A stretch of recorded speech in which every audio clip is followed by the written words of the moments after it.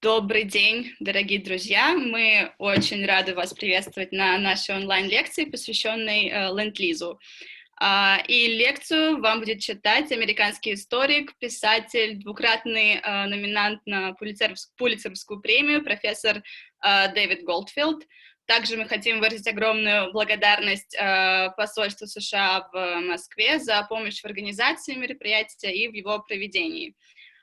Также прошу участников, если у вас в ходе лекции возникнут какие-то вопросы по теме, вы можете их оставить в вопросах и ответах внизу конференции. Просьба задавать вопросы на английском языке, чтобы наш лектор мог их прочитать и ответить в конце лекции. Спасибо всем большое. Well, David, I think that, well, you can start right now. Okay, thank you very much.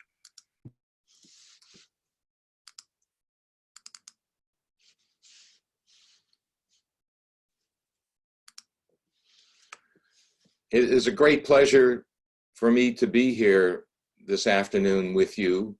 Of course, I would like to have been with you in person, but considering the circumstances, we all understand that we need to shelter in place. This afternoon, I would like to talk about Lend-lease.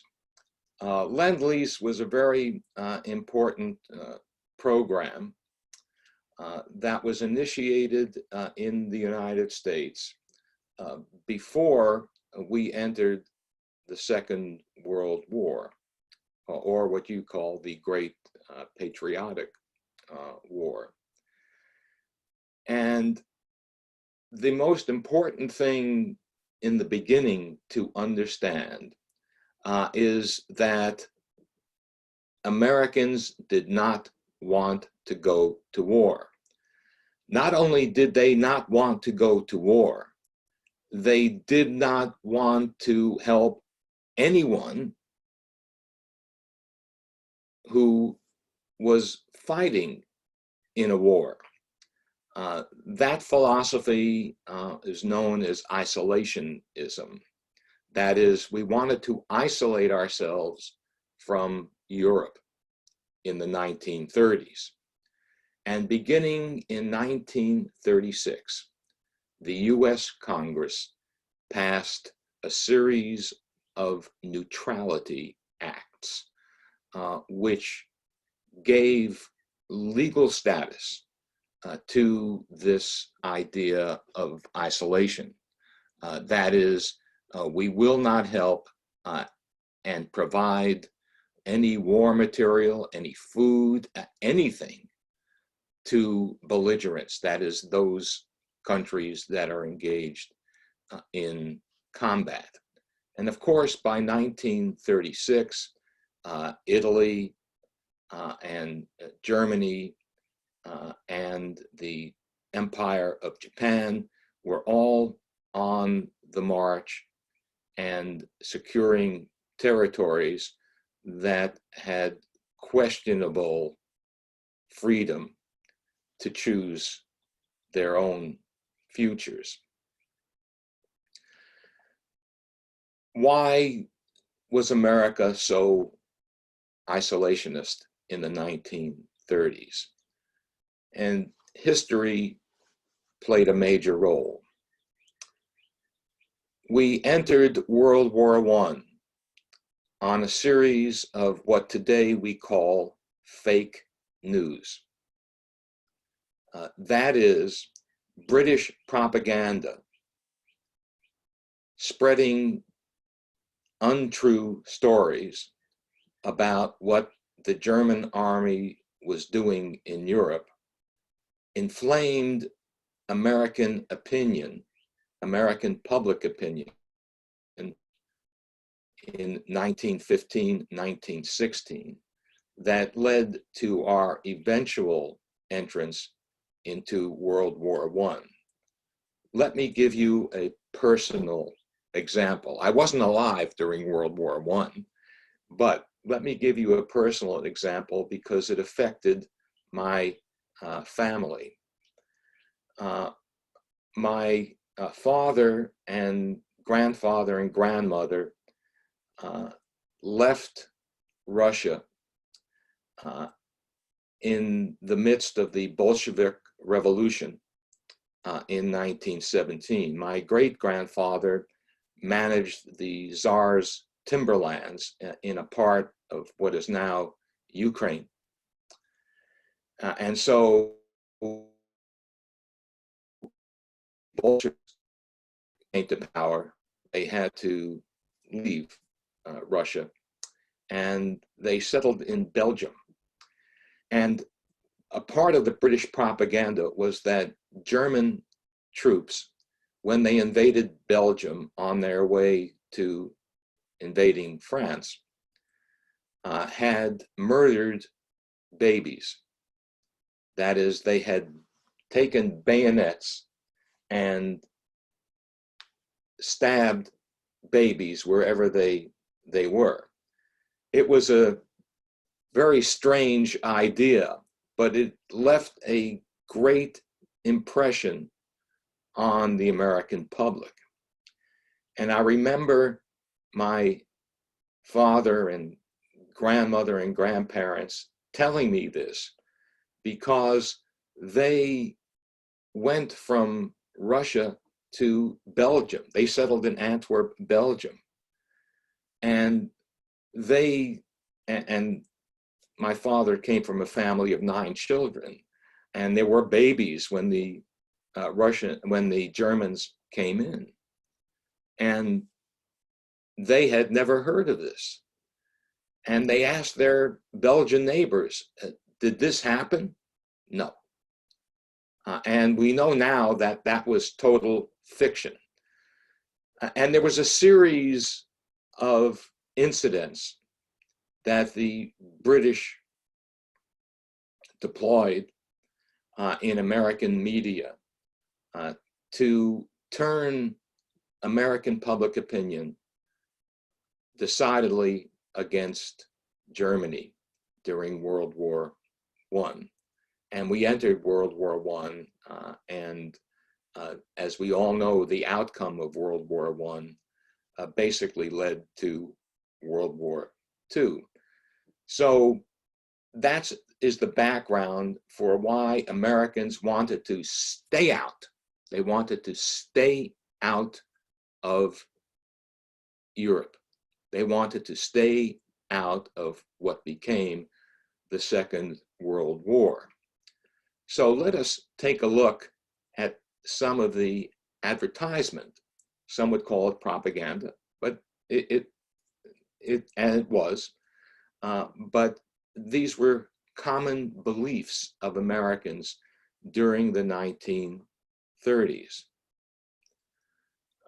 This was a very popular song. This is sheet music.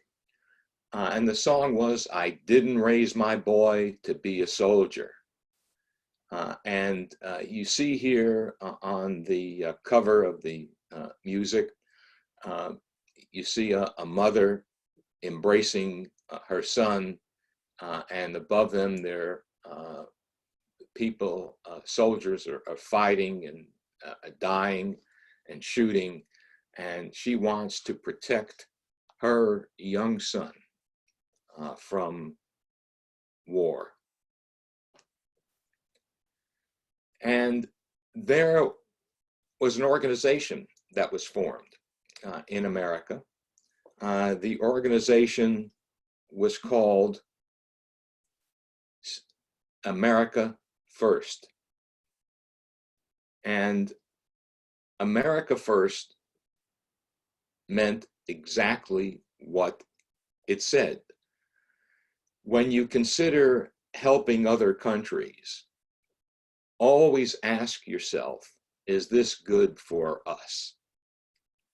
And if it's not, or if you have a question, or there's some problem, don't. Save our sons. No convoys, no war, no death for American boys. Join the America First Committee. Now, I must say that the America First Committee had other agendas as well. For example, Italian Americans joined the America First Committee because, of course, Italy was on the side of the Axis powers. German Americans, same thing. And some Irish Americans, because the British were opposing the Germans, and any position the British take, the Irish take the opposite. So there were a number of supporters of the America First movement who joined it for a variety of reasons.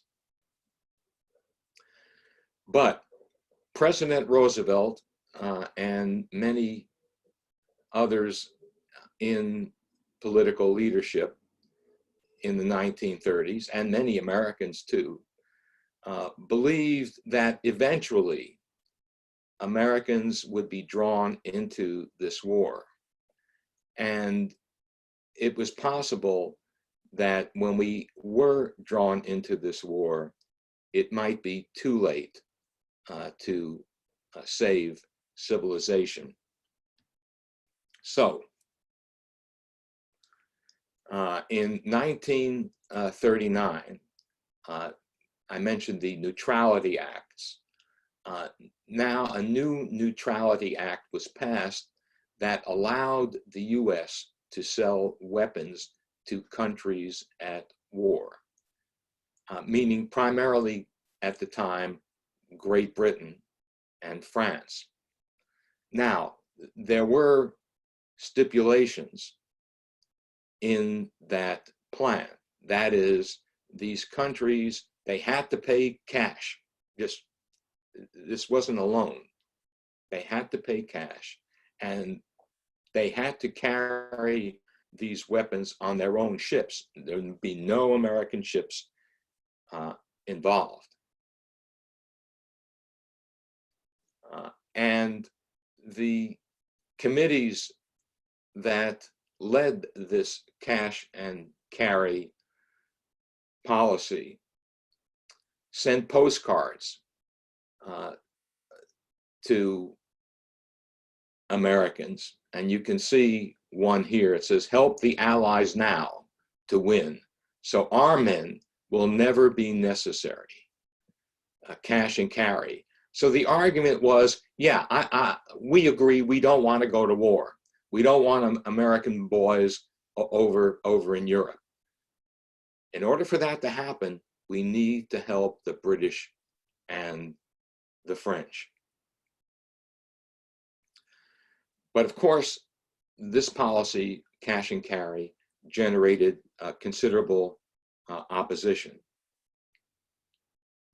And it also generated a counter opposition to America First. And you can see here, I'm sure many of you are familiar with Dr. Seuss. And here is a Dr. Seuss cartoon from 1940. And this woman is obviously a member of the America First Committee. And she's reading a story to her children called Adolf the Wolf. Of course, Adolf is Adolf Hitler. And she's saying that this is a good story because what she's saying is, and the wolf chewed up the children and spit out their bones. But those were foreign children, and it really didn't matter. In other words, this was something that was happening over in Europe, and even though children were being killed, it doesn't really matter because they're European children. And here was probably one of the most effective posters that came out of the opposition to America First. And you can see it shows America depicted as a young woman sleeping. and the poster says, "Wake up, America. Civilization calls every man, woman, and child." So, on December 29th, 1940, and keep in mind, by this time, France had already fallen, and Great Britain was being rocked by German aircraft and bombs. President Roosevelt went on the radio. He did that periodically. We call these Fireside Chats. That is, people would be, as you can see here, would gather around a fireplace in their homes and listen to the radio, as you see here. And what Roosevelt said, and again, keep in mind, there was strong opposition against Roosevelt in terms of providing, of changing cash and carry. Roosevelt said unequivocally he wanted the US to become the arsenal of democracy, which means that the wealth and material of the United States now would be made available to our allies. And by December of 1940, when he gave this speech, that basically meant Great Britain. Well, there was a tremendous controversy over this speech. And the controversy was led, the opposition was led by an American hero, Charles Lindbergh, the man who flew across the Atlantic all by himself in 1927. And he was a genuine American hero, but he believed that we must, under all circumstances, regardless of what news came out of Europe, keeping in mind that the news coming out of Europe during World War I was fake, that we should stay out of that conflict. And here's Roosevelt delivering that famous Fireside Chat speech where he used the phrase, the arsenal of democracy. And here's a cartoon that depicts what some Americans thought about Lindbergh. And believe it or not, Lindbergh said this. He said, "'Tis Roosevelt, not Hitler, that the world should really fear." Can you imagine that? In June of 1941, an American saying that is Roosevelt, not Hitler, that the world should really fear. And of course, this cartoon is sort of making fun of it. But again, the opposition was strong. And here you have, particularly after the Soviet Union entered the war in June of 1941, still many Americans remained opposed to intervention. And you see here a rally in New York against entering World War II. We are the Stay Out of Europe Legion. First fight communazism, and that was a common term, communazism. In other words, the Russians and the Germans were the same, it didn't matter. And the opposition was very strong. But again, Roosevelt pushed on and used the power of the presidency to increase the aid to the Allies. And in March of 1941, Roosevelt signed perhaps the most important piece of legislation during World War II, and that was called Lend-Lease.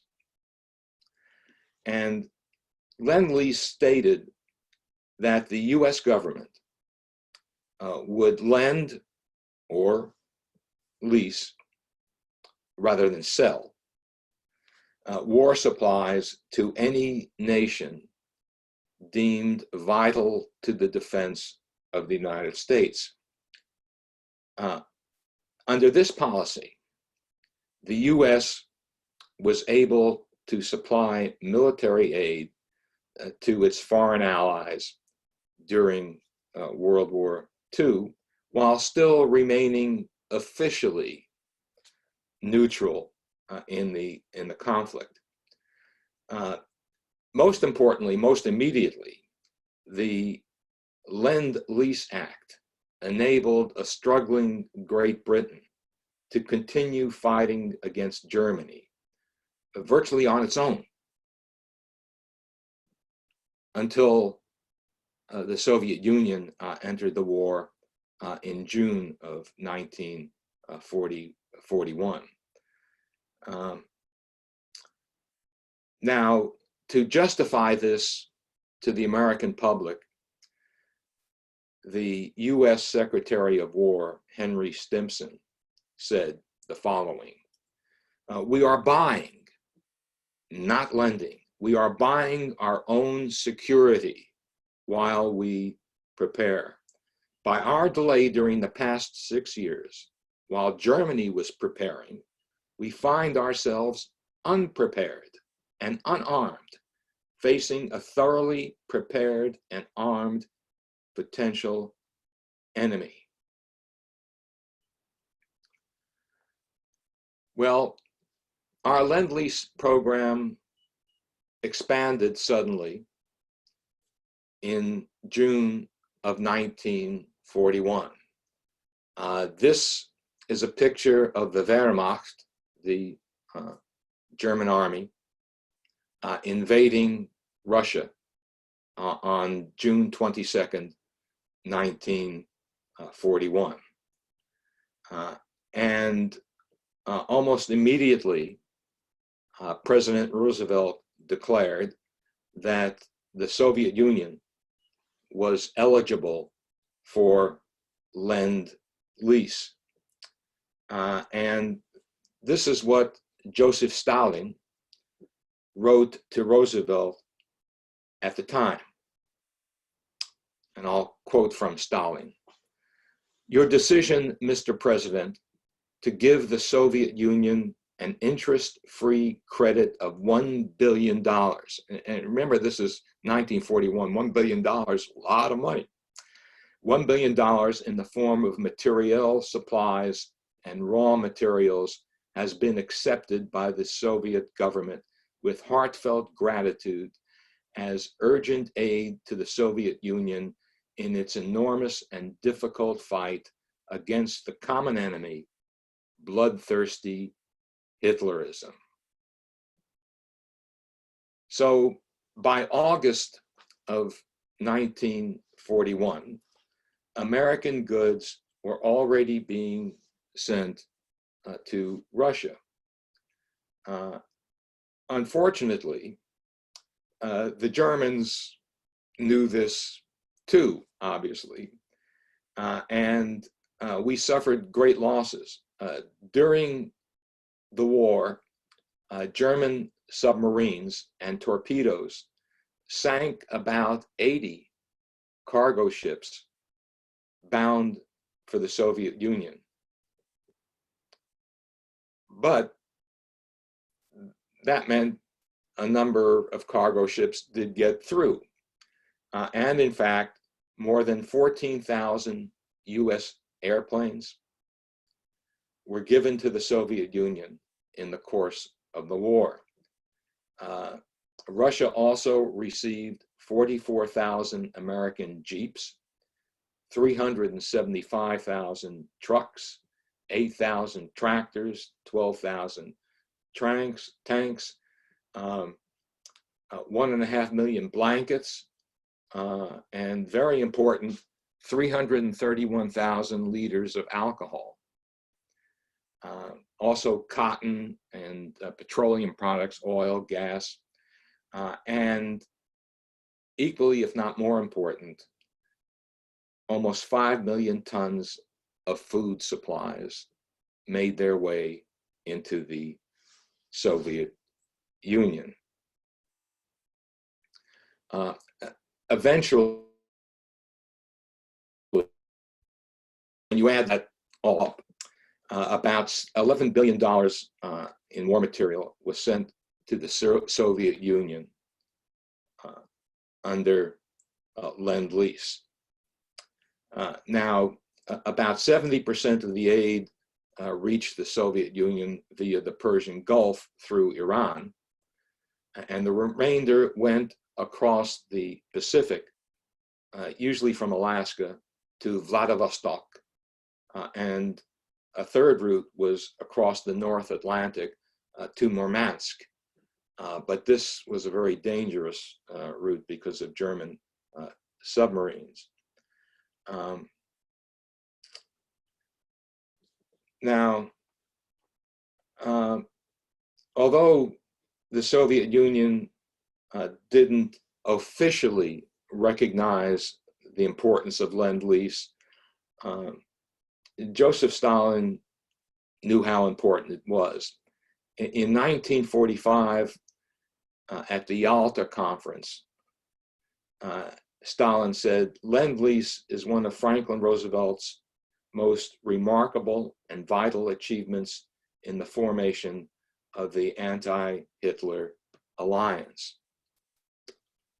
And here you see the different routes taken by the material that the US sent to the Soviet Union through Lend-Lease. And you can see the three major routes, the one to Murmansk and the Persian Gulf, and then the western route to Vladivostok. And just to give you an idea of how central this was to the early efforts of the Russians to defend themselves from the German invasion. Here are some Russian soldiers, and in the background you can see a Sherman tank. This is a cargo ship bound for the Soviet Union with, again, military equipment destined for the Red Army. And here you see the distribution of food in the Soviet Union. This was equally, if not more important, than the distribution of military equipment. Now, the US, of course, supplied material to other countries than the Soviet Union. But you can see here that of the total in dollars, nearly $50 billion, the Soviet Union was second only to Great Britain in the funding of Lend-Lease. So that was how central this connection was between the US and Russia during World War II. And this is an example of the amount of tons, which is military equipment. And you can see that as the war progressed, obviously in 1941, you didn't have much because half the year was gone before we started shipping. But then it increased in 1943 and 1944, and these were absolutely crucial years for the Soviet Union, not only defending Russia, but also advancing westward to push the Germans back. And this is the total Lend-Lease aid by June 30th, 1944. Now, it's not surprising, most of it went into munitions, but more than half, but also there were other uses for Lend-Lease.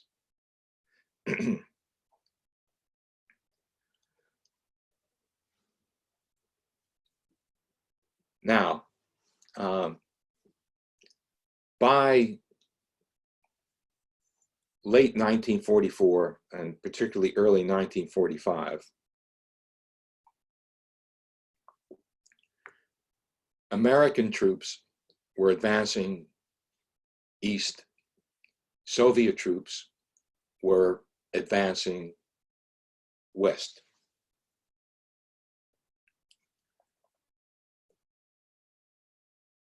And this was particularly crucial for the Allied cause, but not only for the Allied cause, but also for the cause of humanity. In one of the most important points of World War II, in January of 1945, Soviet troops liberated the concentration camp at Auschwitz-Birkenau. And here you see two Russian soldiers just chatting and with children at the camp, children who would now be allowed to live as a result of the liberation.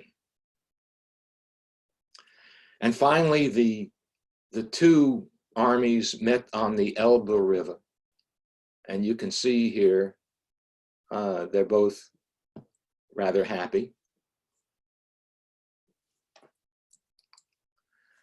And in a particularly poignant moment, the two great heroes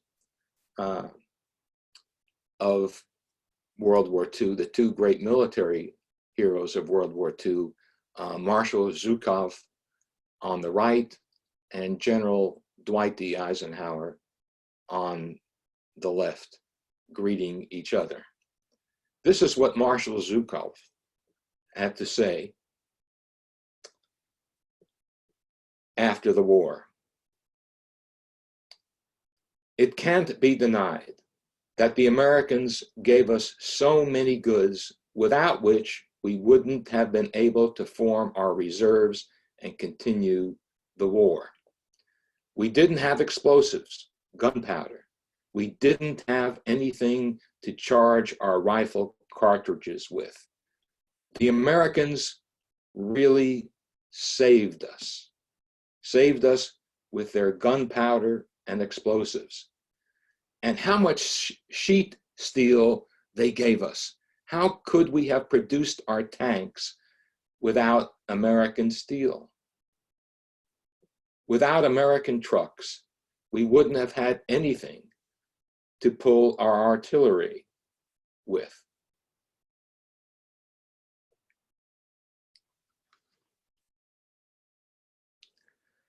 In 2006, this monument was unveiled in Fairbanks, Alaska.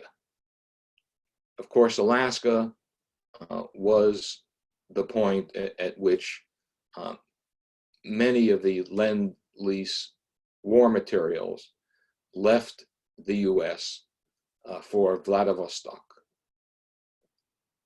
And this monument was unveiled in 2006, and it's called the Lend-Lease Memorial, celebrating the cooperation of the United States of America and Russia in defeating fascism that threatened the security not only of Europe, but of the world. Thank you very much.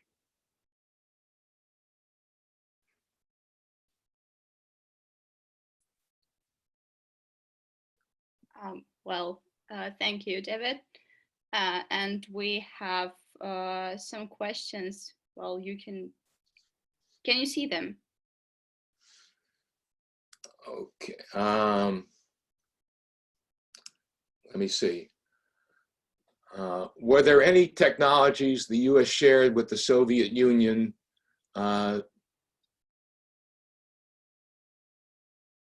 during the Lend-Lease program? The technologies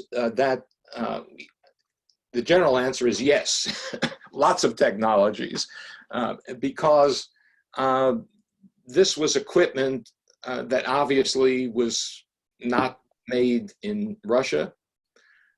This was equipment that was sometimes experimental, in other words, fairly new, because we had gotten a very late start. There was very little manufacturing of military equipment in the US during the 1930s. So we had to, what we did was we transformed the Ford Motor Company, General Motors, and Chrysler, the three major automobile manufacturers. We transformed them into basically manufacturing war material. And we used new technology in devising some of these pieces of equipment. So one of the things I did not mention is that in addition to sending the war material over, we also sent over soldiers to demonstrate to the Russians how to operate, and equally important, how to repair this equipment. So there was really a full exchange of ideas and innovations. After all, the idea was that we had to defeat fascism, and we will do whatever it takes.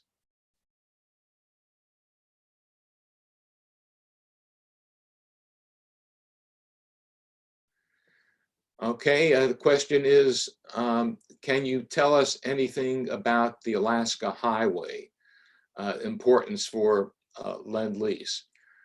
Well, as many of you know, although Alaska is part of the United States, and thank you, Russia, for selling us that part of the United States, it is quite far from the mainland. Washington State is the closest, but it's still a long way. None of the equipment that we sent over to the Soviet Union from Alaska was manufactured in Alaska. The airplanes, the landing craft, the guns. There was a big manufacturing site near Seattle, Washington State, that manufactured airplanes. And of course, Boeing became a major supplier of airplanes after the Second World War. So how do you get from one place to another? Well, a lot of the equipment went by sea, and some of it went on the highway. The danger of using the sea route was that German submarines could be lurking, and we already knew from our experience in the Atlantic that German submarines had taken a frightful toll on many of the Lend-Lease ships that were bound for Murmansk.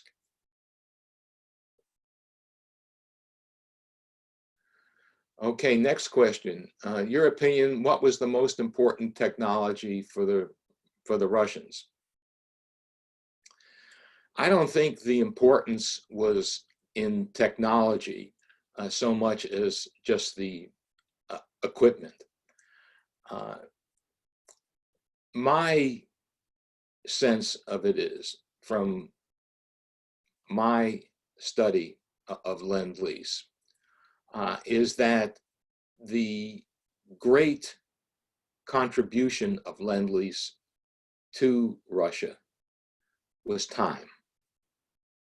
That is, it bought the Soviet Union time to build up its own arsenal, so that by 1943, 1944, they could add, the Russians could add their contributions, their factories and manufacturers to the war effort.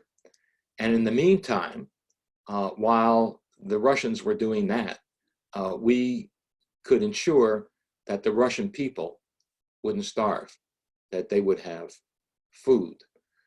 So I wouldn't say technology so much.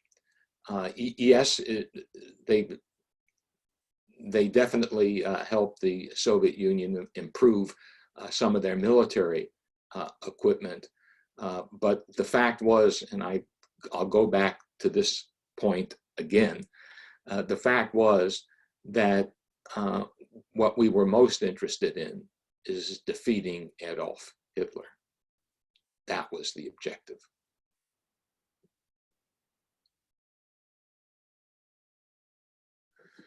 Okay, the question is, are there any still classified documents concerning the Lend-Lease program? There are always classified documents in federal programs, but the fact is that almost all of them are now available in our national archives.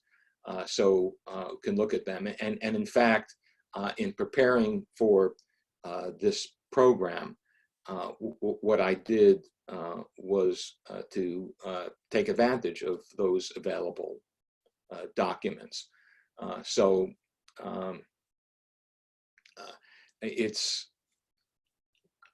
don't know for a fact that there are still classified documents related to Lend-Lease. There are classified documents related to World War II. That I know. But as far as Lend-Lease is concerned, I don't really know, and I don't know what, in fact, they might be at this particular time. We're at 80 years removed from Lend-Lease. Any other questions?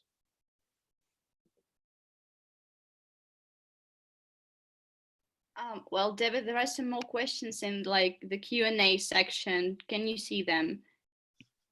Okay. Okay. Why did Lend-Lease aid program stop in September 1945, 1 year earlier than it was planned? Well, the war ended. The war was over.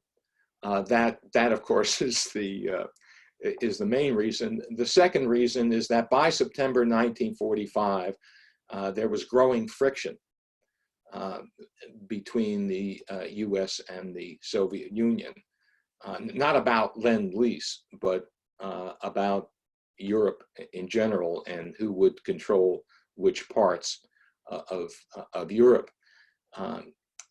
You recall that I quoted Marshal Zhukov, and Marshal Zhukov in that statement of his, and I didn't read all of it because I didn't want to take up too much time doing that, but he noted that after World War II, the contribution of Lend-Lease was either not talked about at all in Russia or just dismissed as really not important.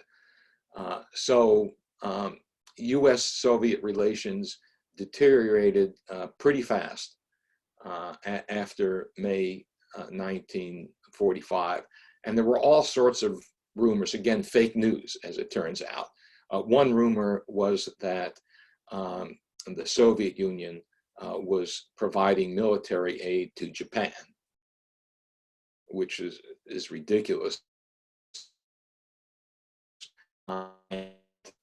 Subsequent investigation showed that never happened, but it gives you some idea of the growing suspicion of the intent of the Soviet Union following May 1945.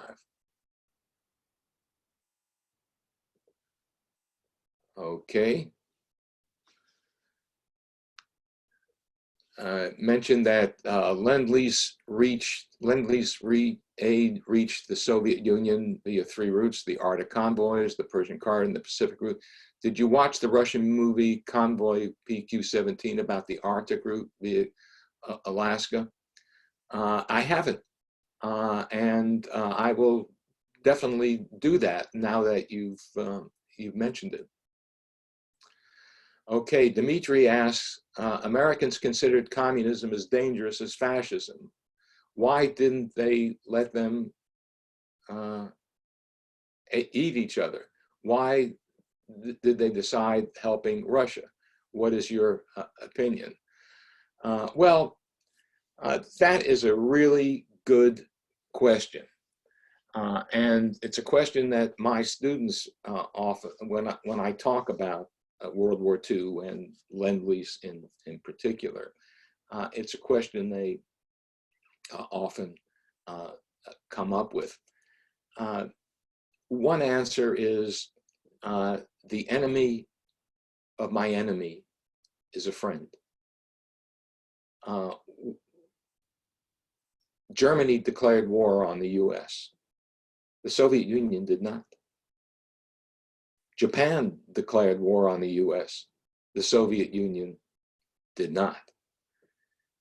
We recognized that we needed the Soviet Union, regardless of their political system, in order to defeat fascism, because we believed that whatever our problems that we had with communism, fascism was considerably worse. And there was precedent for this.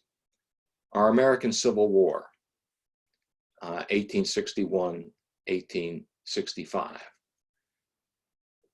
Great Britain and France initially supported the Confederate States of America because they wanted to see the US broken up. So they supported the Southern cause. The strongest ally we had overseas during the American Civil War was Tsarist Russia. So we have this long history. We had never, ever had a military conflict with Russia, either when it was Tsarist Russia or when it was the Soviet Union. So we didn't have this adversarial conflict, this adversarial history. And I think that played a role as well. Okay, do you agree that if Roosevelt had been alive, the USSR and the US would have avoided the Cold War? Did the Soviets ask for material help after the end of World War II? Oh, gee, that's an interesting question. I usually tell my students, I don't answer counterfactual questions, but I'll do it here. In other words, counterfactual, things that never happened, because it's really sheer speculation. Roosevelt's health was failing. There's no question about that. if he had been in better health and if he had survived the end of World War II, I think some of the details of the Cold War could have been different. But I think given the actions of Joseph Stalin, understandable actions to some degree, because for twice within 30 years, Russia had been invaded from the West. So it stands to reason that what you want to do is to protect that Western front. And this, of course, is one of the motivations of Stalin, as well as to recoup the enormous costs of the Second World War. I mean, when you think about it, about 420,000 Americans died during the Second World War. That's horrific. But so did 27 million Russians. And of course, we knew that. We knew that. So I'm not sure that the outcome would have been any different, particularly after 1946, because in 1946, the Republicans took back control of the Congress. Not the presidency, of course, Harry Truman was president, but the Republicans took back control of the Congress. And one of the major issues in 1946, in terms of foreign affairs, was the threat that the Soviets had toward the United States. So I think that for political reasons, and Roosevelt was very savvy, very knowledgeable about how to weave his way through the politics, he would have probably followed the same course as Harry Truman. Unfortunately, what happened was that Truman was so zealous in the Cold War that he set off a domestic witch hunt, which we know is McCarthyism, where the Senator Joe McCarthy from Wisconsin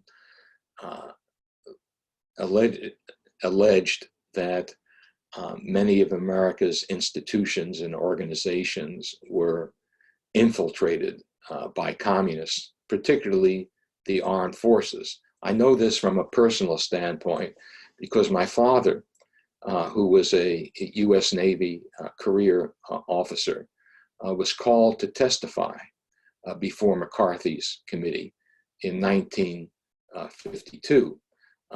Not because my father had any communist connections, but he went to Michigan State University, and one of his close friends there was a young man by the name of Arthur Miller, who became a very famous playwright. And after college, they lost contact, but the FBI, Federal Bureau of Investigation, had confiscated Arthur Miller's address book. And Arthur Miller had been a member of the Communist Party USA, confiscated Arthur Miller's address book, and my father's address and telephone number were in there. Therefore, they wanted him to provide some information on Miller, which he had no idea about. So I think maybe Roosevelt would have taken a more measured approach, but I think the basic outcome, the result that we know is the Cold War, still would have occurred. Next question. What Americans and Europeans think about Lend-Lease today? Has the value changed?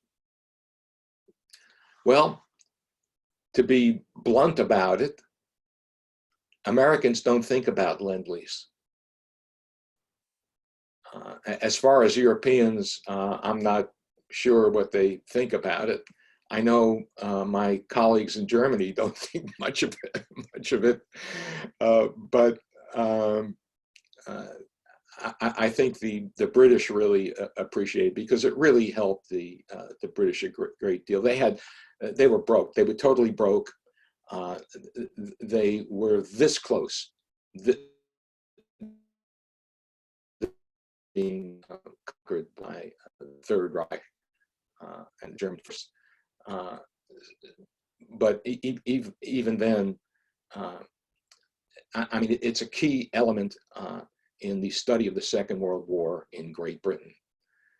In America, if you look at I wrote a US history textbook called The American Journey, and I devoted about 2 paragraphs to Lend-Lease, because from the American perspective, the war was bigger than that. There was Pearl Harbor. There was the fight in the Pacific. There was the invasion of Italy. There were so many other things about it. But there's no doubt in my mind that Lend-Lease was crucial in sustaining our allies, in propping up the British, number one, and secondly, to enabling Russia to buy time,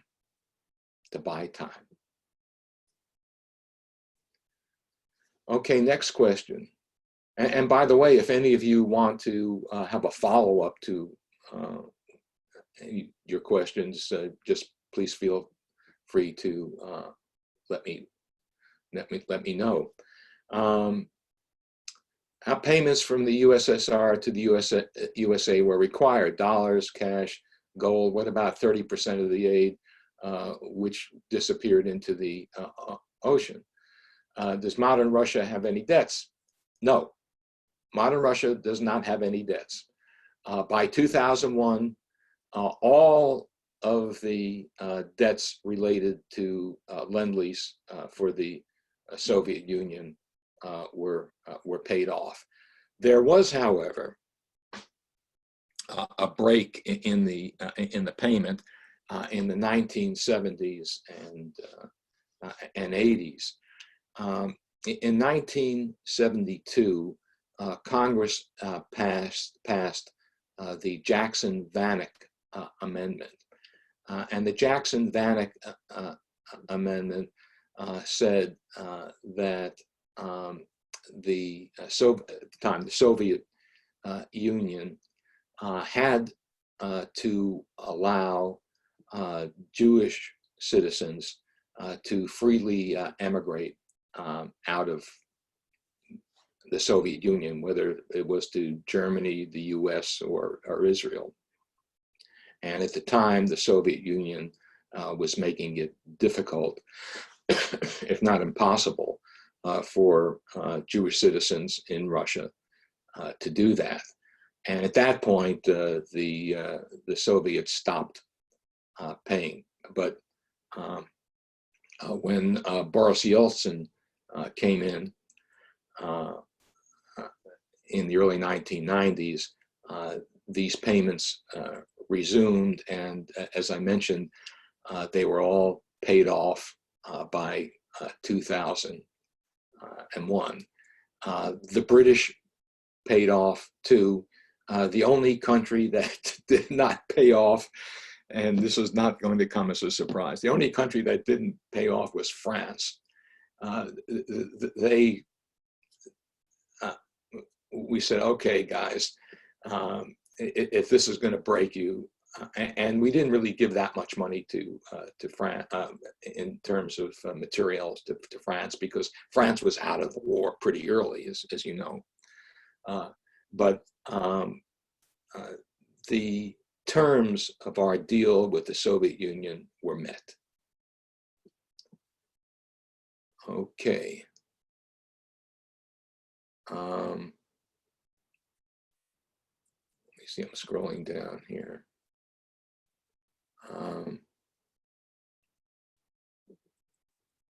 How did Americans support the Soviet soldiers morally? Well, one of the, as I mentioned earlier, one of the, can you hear me? Okay.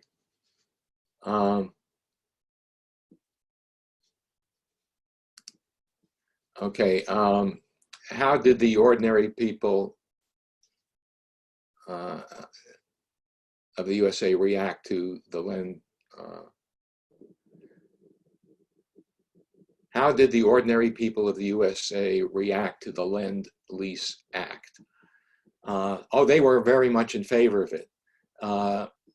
Those who wanted us to stay out of war liked it because they thought that, well, okay, we're going to give them this stuff, and you know, that'll be our contribution, and that's that. Others who believed that civilization hung in the balance, that the Russians, the German advance into the Soviet Union was so quick, and that Great Britain was so fragile in its existence, that Lend-Lease was met with strong support. Is it true that Jewish community was the first one to gather money for the Lend-Lease? Yeah, that is true. They were instrumental in generating funds for Lend-Lease, because keep in mind that technically, at least, we were still in an economic depression, and this was war material is expensive. It's expensive to make. It's expensive to ship. So the Jewish community was very active in doing this, and of course, from the perspective of the Jewish community, this was literally a matter of life or death. How highly do modern Americans rate the role of the USSR in victory? I would say quite highly. We realized that had there not been an Eastern Front, the war, although the war may have ended in an Allied victory, it would have taken longer, which means that many more Americans would have died in the fighting. Sorry for a slightly off-topic question. Did I understand correctly that the Americans did not want to go to war on D-Day? I'm interested in the subject of the Allied landings. Well, D-Day was in June of 1944, and by then all of America was into the war. What we wanted to do was to end it as quickly as possible, and the Allied invasion of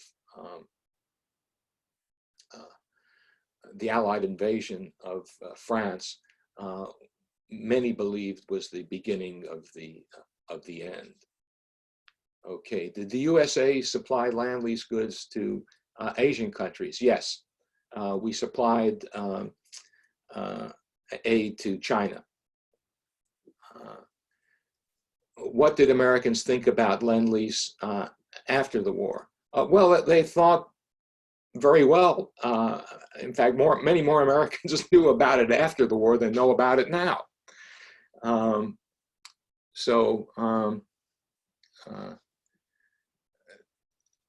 Americans had a very positive view of Lend-Lease. A question, what do you think about the victory coin where US, Great Britain, and France mentioned while the Soviet Union was not? I don't know about the victory coin, so I can't comment on that. I remember, the only thing I remember when I was little is that we didn't have many coins around the house, victory or otherwise. But I think the Cold War, what the Cold War did was to revise history to some degree. The Soviets didn't acknowledge the support, and Marshal Zhukov mentioned that he said he didn't care what the official line was, that Lend-Lease really didn't matter that much. It mattered. It mattered. So I wouldn't put too much into the victory coin, because the rather rapid onset of the Cold War tended to cloud our judgment and our sense of what really happened during World War II. Was there a reverse Lend-Lease involving other countries giving goods and services to the US? No, there was no reverse Lend-Lease. What did Americans think about Lend-Lease after the war? Well, again, this was positive. Looked upon it very, very positively. And as you can see from that monument, the Lend-Lease monument in Alaska, we remembered and commemorated that.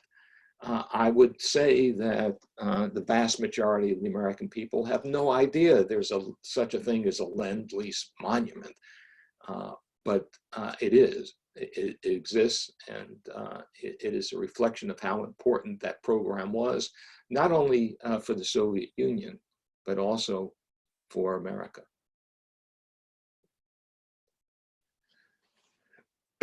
Okay. Are there any?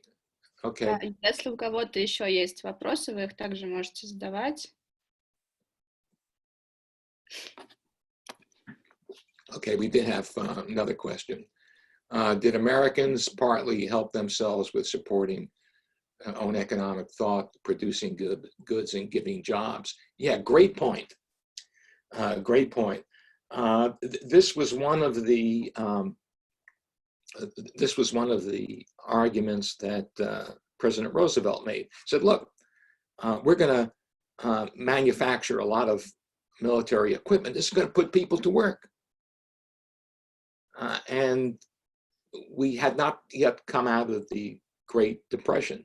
So it was an economic argument as well as a military. But I think Roosevelt's genius was not only putting this as an economic argument, as a military argument, but also as a moral argument. We need to help the Russians because we need to vanquish fascism. That was the moral argument, and that was important.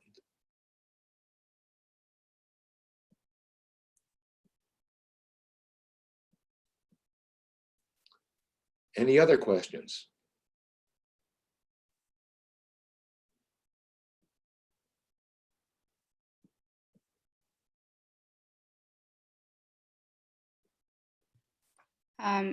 There is another question about literature about World War II. Can you recommend some books about World War II and written by American authors? Okay. Could you please recommend books about World War II written by American authors? Yeah, what I will do, I will send a list of a few books to you, Maria, and perhaps you can connect with this individual. Okay, well, we can like post it in our social media. So sure. Thank you very much. Yeah. Okay, are there any other questions? I can't say anymore, so.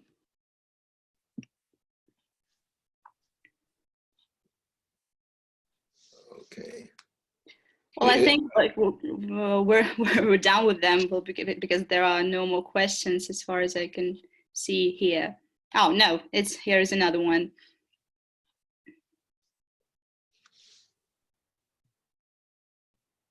What was the U.S. assistance in the post-war years? Well, in the post-war years, we didn't really have much of a mutual relationship with the Soviet Union. However, not many people realize this, but in the 1950s, which of course was during the Cold War, it may be the height of the Cold War, in the 1950s, the Soviet Union volunteered to try out a vaccine against polio. And believe me, polio was even more fearful than the coronavirus, because polio primarily struck children.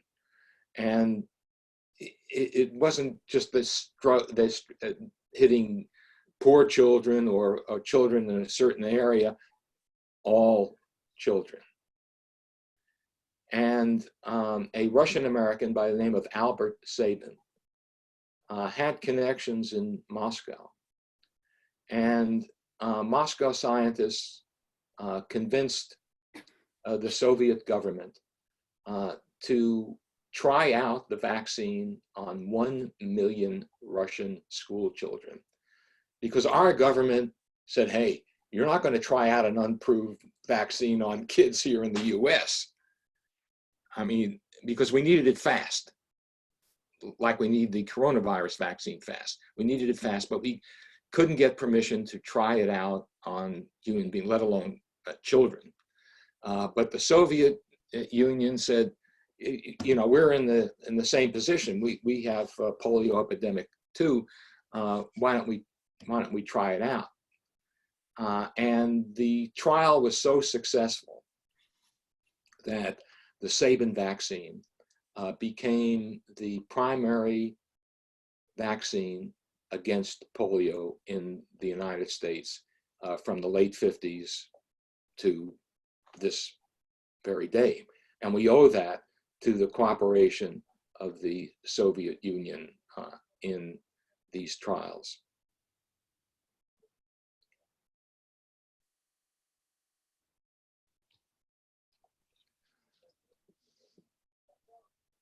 Okay, did the Americans who made shipments to the Soviet Union maintain ties with any Soviet soldiers? Are there any surviving stories or facts? Very good question.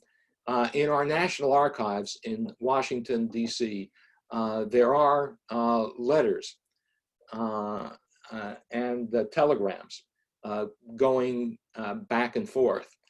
And sometimes American soldiers came back with Russian brides.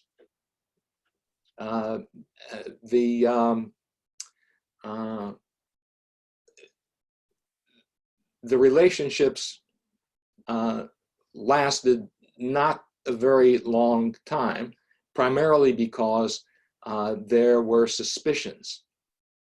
There were suspicions that if you had this connection with a Russian soldier, that you were somehow disloyal to America. So it wasn't like our relationship with, say, Great Britain or some of our other allies.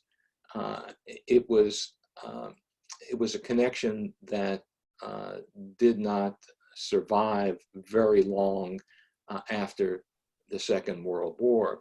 But as again, if you go to the National Archives, you could see some of this correspondence. Okay, is it possible today to preserve the spirit of the Elbe between our peoples? Absolutely, absolutely. I think we have common interests. We have deep cultural roots and interconnections. The blood of Russia flows in many Americans, including me. And I think there, I've always felt, and I've been to Russia many times. I've always felt that if we got rid of our governments, as people, we could really get along great. When it becomes political, it sometimes tends to ruin things. But I think that today, we are all experiencing the same thing. I'm in a lockdown. You're in a lockdown. We're both fighting the same enemy, and we're not trying to contradict each other. We're not trying to generate any conflict over this. But I think we can use this, as tragic as this virus is. Wouldn't it be great if we came out of it and realized that we are, in fact, the same people, that we are human beings, and we ought to get along. We have so many common interests, not only within our respective countries, but throughout the world. Well, unfortunately, there are some time restrictions on our conference. So if it's all the questions that you wanted to ask, thank you very much for this lecture, for this wonderful and informative lecture. Thank you for all the answered questions. We're looking forward to collaborating with you again and again, and welcome. Well, as soon as the lockdown is over, we are waiting here in Russia. Спасибо всем. If I can interrupt you just for a second, I want to thank all of you who have listened, and particularly to you, Maria, for being the moderator of this. I really enjoyed the experience.